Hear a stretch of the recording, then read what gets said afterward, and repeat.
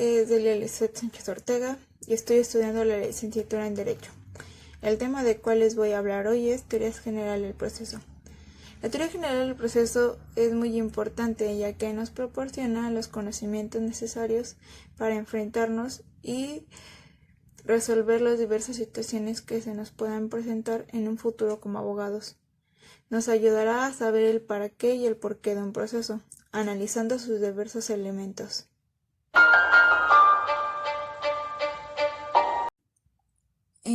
Se observa una administración de justicia que está en manos de un jefe o un consejo de ancianos, o en otro caso de un brujo, y la solución de que los litigios tendrán estas características místicas, mágicas y religiosas. Era autocompasiva, se contaba con un amplio margen de negociación entre ambas partes afectadas. Una de las características es que no tenían una codificación. Los procedimientos eran de forma oral y existía un fuerte formalismo. Ocupaban el método del talión. Los aztecas, un claro ejemplo, contaban con procedimientos, disciplina y aquí ya existía la división entre el derecho civil y el derecho penal. Ya contaban con tribunales, su proceso era organizado y de forma oral. Contaban con una segunda instancia, los jueces tenían la obligación de asistir a los tribunales, estos deberían de funcionar desde la salida hasta la puesta del sol.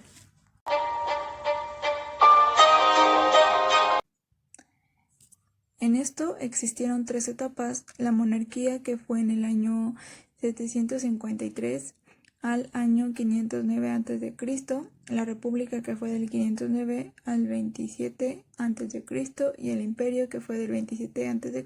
al año 565 después de Cristo. Su procedimiento era riguroso, existían acciones de ley que se hacían mediante gestos. Su fundamento, el más antiguo que se conoce, eran las 12 tablas, y los ciudadanos romanos solamente tenían el derecho a juicio los patricios.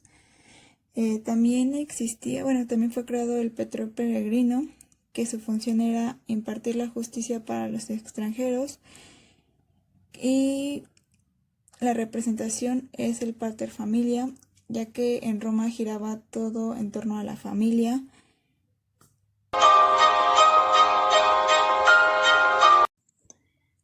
Existía una asamblea del pueblo o de los ministros libres del pueblo, la asamblea que se llamaba Ding, los cuales dictaban la sentencia, ante la cual el juez solamente intervenía como instructor, es decir, como investigador del derecho y director de los debates. También se encuentra la autodefensa. El procedimiento es oral y formalista. Tenían formas de tutela, duelo de litigantes, que era el que ganara tenía el veredicto final, juicio de Dios, que era donde sumergían las manos en agua hirviendo, y las ordalías, los marcaban con fierro caliente.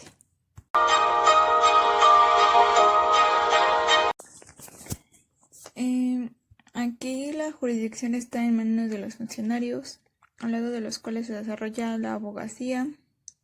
El proceso comienza con una citación con plazo hecha al demandado, plazo del cual se presenta la demanda contra esta. El demandado puede obtener excepciones, las cuales tienden la postura que toma, dependiendo de la postura que toma el demandado, pudiéndose negar.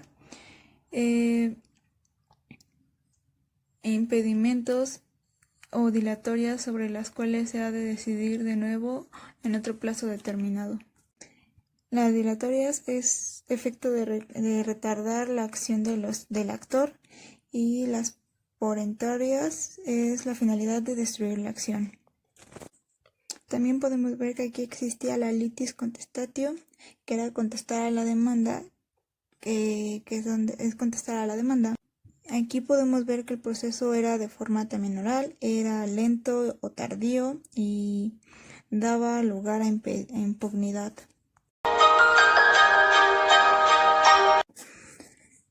Es una relación directa con el derecho procesal mexicano, ya que fuimos nosotros invadidos por España.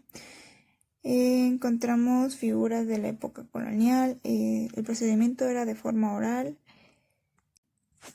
En la conquista encontramos al jurado popular, También tomamos fuentes del derecho procesal en esa etapa.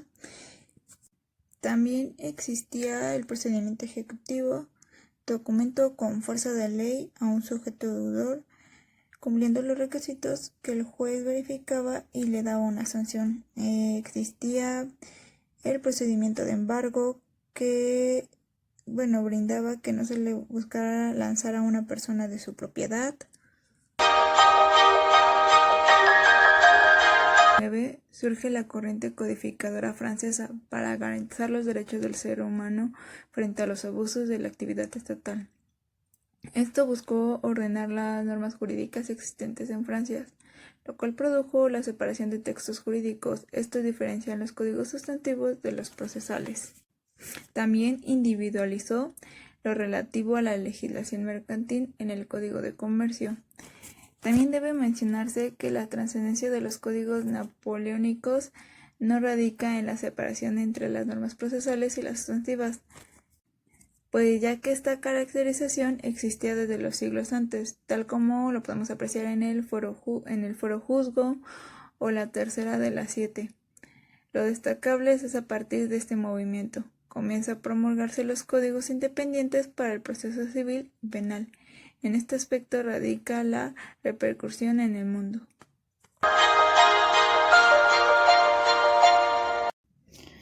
Pues más que nada se refiere a las etapas evolutivas. El proceso inquisitorial se manifiesta en aquellos regímenes denominados absolutistas que imperaban antes de la Revolución Francesa. Aquí el juez tenía un poder que le había sido delegado por el soberano y que era limitado, ya que no solo fungía como juzgador, sino que también se convertía en investigador e incluso en acusador. Aquí la esencia del proceso se rompía, es decir, que no existían dos partes involucradas, como tampoco un tercero imparcial que debía juzgar, sino que el soberano podía ser juez, también investigador e incluso acusador, por lo que se ha llegado a afirmar que no existía un proceso y tampoco la función estatal propiamente dicha. Después surgió el proceso dispositivo. Es aquí donde el Estado comenzó a verse limitado en su actuación, ya que su actuación ya no era limitada y arbitraria, sino que también debía ceñirse a lo estatuido para el caso concreto, y por la razón se expresa que en esta época se aplicó para el Estado el principio de lo que no estaba permitido está prohibido. Aquí también se hace presente e indispensable la imparcialidad del juez entre las partes, lo que viene a constituir una garantía de estas frente al Estado. Y pues en el proceso publicista alivia los excesos que hubo en el liberalismo, por lo que se amplían los poderes del Estado a través del juez, con un ánimo paternal y proteccionista, de interés de las clases más propensas a ser objeto de desigualdades e injusticias. Esto se manifiesta pues en la creación de las ramas específicas del derecho laboral o del trabajo, al igual que el derecho agrario. Los primeros procesos pues fueron orales, la escritura aquí pues no tenía lugar, ambas partes acudían ante el tribunal o el juez con sus propios argumentos y exponían los conflictos. En el mismo acto se presentaban también los testigos. Una vez que decían sus conflictos, el juez debía de proceder y dictar una sentencia pronunciada con sus propias palabras. Como fue pasando el tiempo y debido a las circunstancias sociales, fue necesario formar un registro de los actos procesales. Es así que se solicitó una figura escrita y se procedieron a forma de expedientes. Estos fueron antecedentes del procedimiento escrito. También podemos ver que en el proceso oral se caracterizó por 4 tendencias principales. La primera de ellas es relativa a la aplicación del principio de la economía procesal, ya que el proceso oral puede permitir el desarrollo de más actuaciones procesales en un menor tiempo. Y de esta manera fue como surgió el proceso desarrollado en una sola audiencia ante el tribunal, en el que se exponía la demanda del actor, las expresiones del demandado, las pruebas que ambas partes y finalmente la sentencia escuchada por el juez.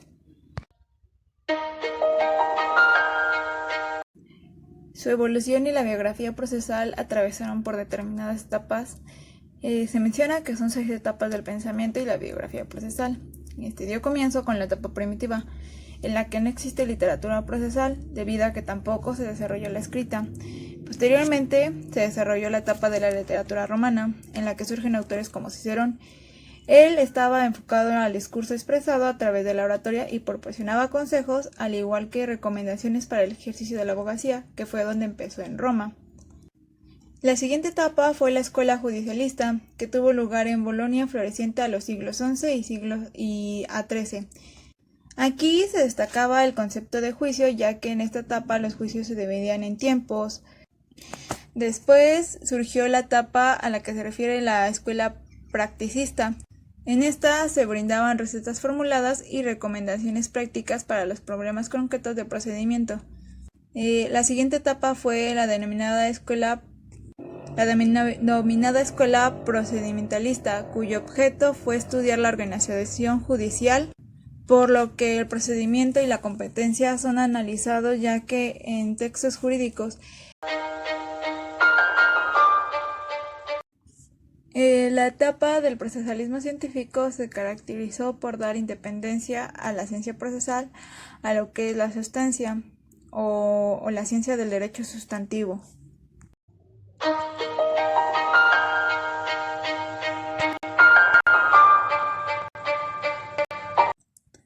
Es un conjunto de fases o etapas entre partes calificadas en presencia de un juez con finalidad que se le dicte una sentencia. El proceso es un conjunto de fases entre ambas partes calificadas, que donde se encuentra presente un juez con la finalidad de que dicte una sentencia. En el procedimiento es un conjunto de paso a paso para llegar a un fin. El juicio se trata de la facultad que permite distinguir entre el bien, el mal o si es verdadero o falso. En el proceso, una de sus características es que sin juez pues no hay proceso, y en el procedimiento es que no necesita de ambas partes calificadas, y en el juicio pues prácticamente es una opinión o un dictamen. Las fuentes del derecho son aquellas formadas de aparición de una norma jurídica, y según los doctrinados existen 3 tipos.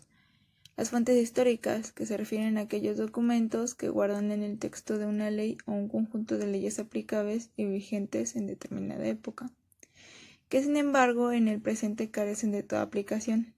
Su función es únicamente el testimonio de lo que fue determinada ley en su cierto momento histórico, misma que ha caído en desuso o incluso en desaparición de los ordenamientos jurídicos. 2. Que es las fuentes materiales, también denominadas reales. Estos se refieren a los acontecimientos sociales que han dado al surgimiento de determinados ordenamientos. Tercero son las fuentes formales del derecho. Se refiere precisamente a la forma de creación de una ley. Como las fuentes formales del derecho, los doctrinados han citado a la legislación, la costumbre, la jurisprudencia y el reglamento y el circular.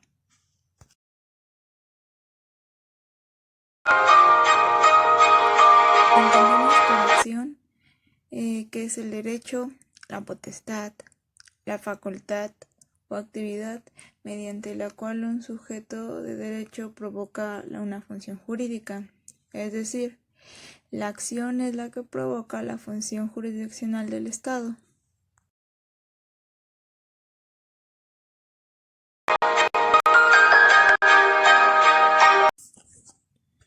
Actualmente podemos destacar 2 significados de la palabra excepción.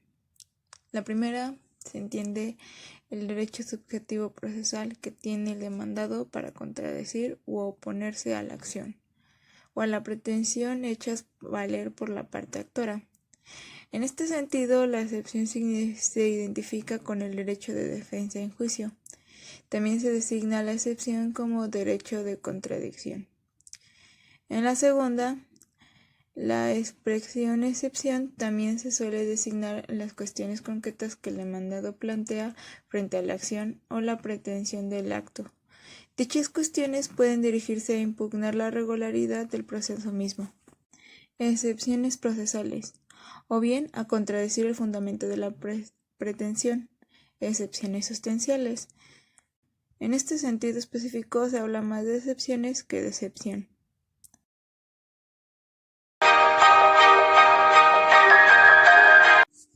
La defensa es el derecho que tiene toda persona contra la cual se ejerce una acción, de repeler esta demostrando su falta de fundamentos. Considerando este derecho en su actuación, comprende todo lo que se halaga por un demandado para sostener su derecho o su inocencia.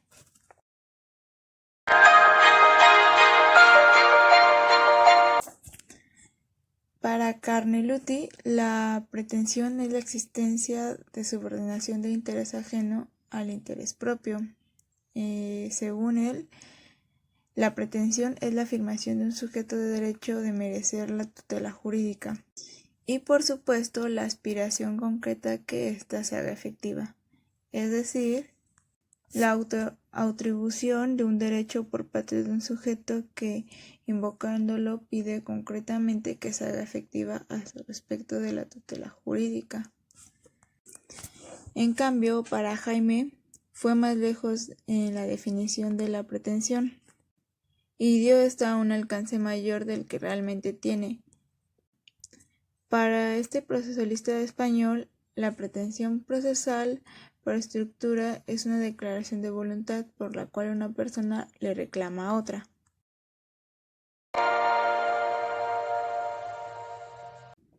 Las etapas del proceso se dividen en dos etapas: la instrucción y el juicio.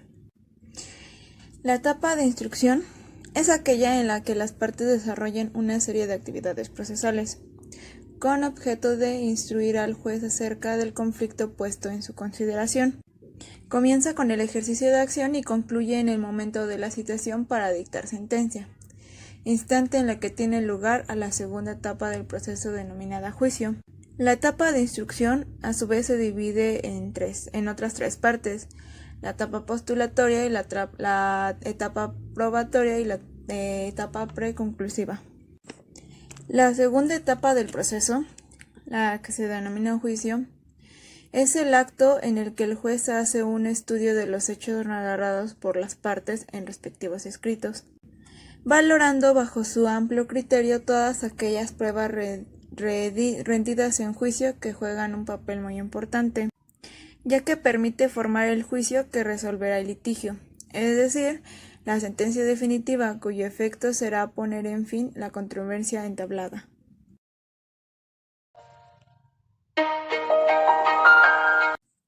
La etapa postulatoria es la primera etapa del proceso civil en la que los contendientes presentan al órgano jurisdiccional los temas que serán argumentados, probados y resueltos en el proceso.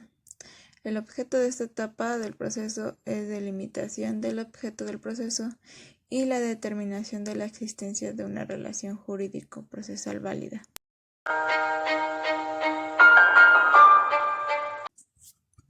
Es el conjunto de normas conforme a las cuales se regulan las pruebas de enjuiciamiento y de evaluarlas. Es decir, a través de cada sistema probatorio podemos saber cuáles pruebas pueden llevarse en el proceso y qué valor demostrativo representan cada una.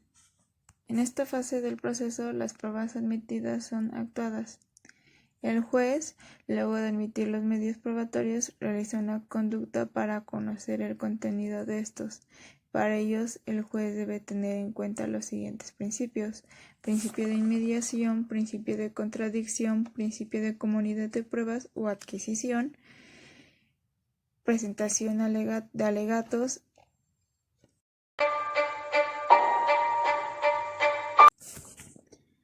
La palabra preclusión se utiliza para indicar la pérdida de los derechos procesales que las partes tienen por no haber sido ejercidos en tiempo y forma, es decir, en la oportunidad que la ley les brindó para el efecto.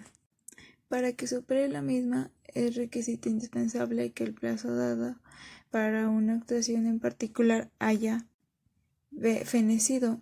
Es posible hablar que la preclusión cuando se vence íntegramente un plazo para contestar la demanda. Por ejemplo, cuando se tiene un plazo para ofrecer pruebas o desahogar cierta prevención formulada por el juez, entre muchas acciones.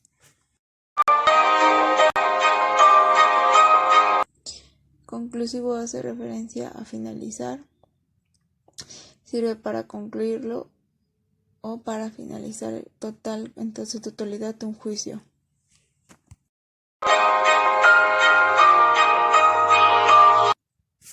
La impugnación es el instrumento o mecanismo que la ley concede a las partes o terceros legitimados para solicitar al juez que el mismo u otra jerarquía superior realice un nuevo examen de acto procesal o de todo proceso, a fin de que se anule o revoque total o parcialmente por encontrarse presuntamente afectado a algún vicio. La pretensión impugnatoria, en segunda instancia, debe indicar si se ha identificado un error. Cabe de que se impugne un proceso por ambas causales. El fin de la impugnación es eliminar vicios o irregularidades de los aspectos procesales y evitar la injusticia.